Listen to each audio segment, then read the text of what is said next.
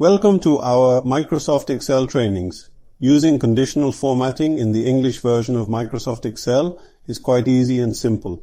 We have my information. We have a database file that you can download from my files.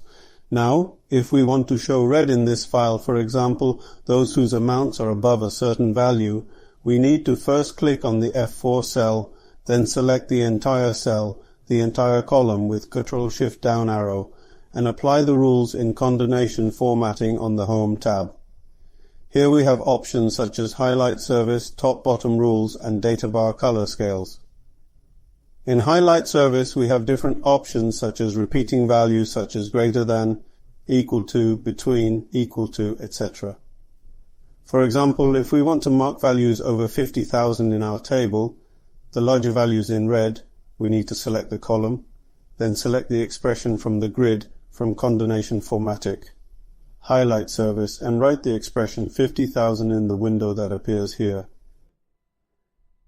You can specify the conditional formatting condition you want here by choosing a special format option such as red background, red text, or custom format from the options on the side. When you click OK after selecting this, you will see that the conditions are met. Now, for example, if you add 45,000 to 55,000, the condition is removed. But when you make it 55,000 again, you will see that the condition comes from here again. If you want to remove conditional formatting, all you have to do is go to Conditional Formatting on the Home tab and click Clear Rules. If you want, you can clear the rules by clicking Clear Rules from selected cells or Clear Rules from the entire page. Let's say clear the rules from the entire page and remove them. For example, let's mark those between 30,000 and 60,000. See, here I click on the first cell again using conditional formatting. I select my range with the Ctrl-Shift down arrow, again in equal format. We select our expression between Hailer and Service LAN from end to end and come here with 30000 and write the expression 50,000 and 60,000 more. See when we do it this way. It's been 3 days, let's make it 30,000.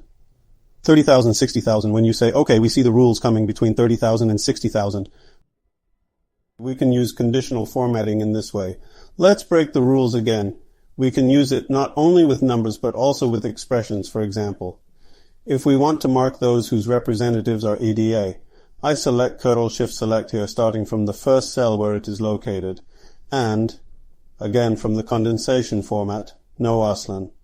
This time we select the equal, which is equal to the name EDA, and from here we can give any condition we want, such as a red text, a red line, or a color other than the elephant option from the window that opens by selecting the cast format. We also have the opportunity to choose. When you say OK and then say OK again, you can apply the cell rules in your cells in this way. It is a very nice and useful feature. Conditional formatting, Conditional Formatting. It has very advanced features. Let's start and move forward by covering its features step by step in the English versions.